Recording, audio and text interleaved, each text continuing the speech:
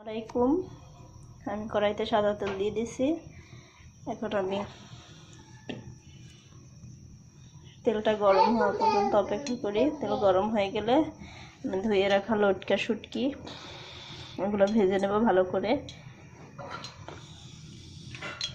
আজকে লটকা শুটকি দিয়ে খুদের ভাত খাবো অনেক মজা করে। কড়াইতে আমি শুটকিগুলো দিয়ে দিচ্ছি।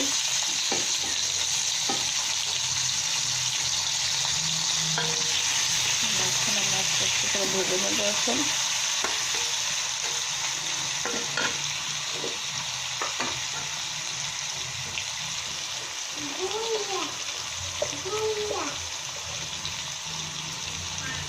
স্বাদ মতন লবণ,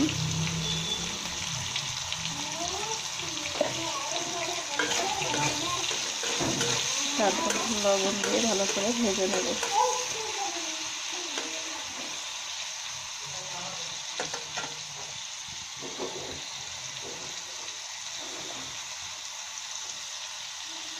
পরে আমি পেঁয়াজ রসুন কুচি করা দিয়ে দিচ্ছি। পেঁয়াজ রসুনগুলো ভালো করে ভেজে নেব। পেঁয়াজ রসুন আদা কুচি এগুলো ভালো করে ভেজে নেব।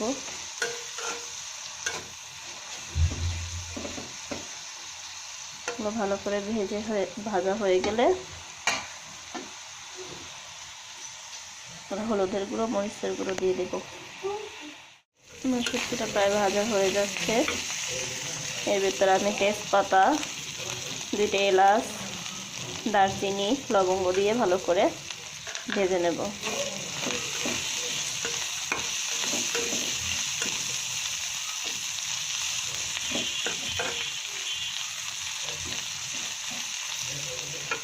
এর ভিতরে আমি এখন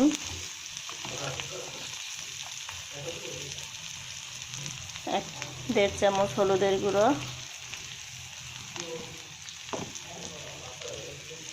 2 চা চামচ মরিচের গুঁড়ো দিয়ে দেব।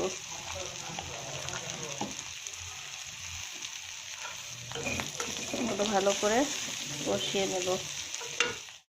এখানে দেখেন বন্ধুরা, আমার শুটকি ভুনা লটকা শুটকির ভর্তা কেমন হয়েছে। ভালো করে কষিয়ে নেব, তারপরে একটু মৌ দিয়ে দেব।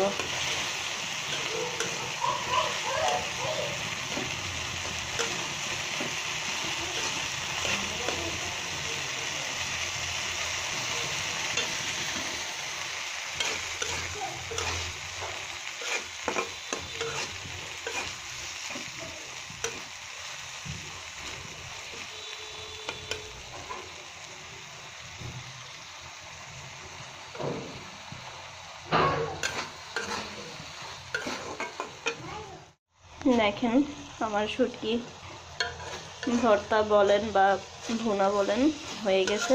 লটকা শুটকি ভর্তা বা ভুনা যেটাই বলেন, কি সুন্দর একটা কালার আসছে। এটা আমি আজকে খুদের ভাত রান্না করছি, খুদের ভাতের সাথে খাবো। এটা অনেক মজা হবে। এর সাথে আবার কালিজিরা ভর্তা বানাইছি। যে কালিজিরা ভর্তা, লটকা শুটকি ভর্তা বলেন বা ভুনা বলেন, এটা দিয়ে খুদের ভাতটা খেতে কেমন হবে বন্ধুরা কমেন্ট বক্সে জানাবেন।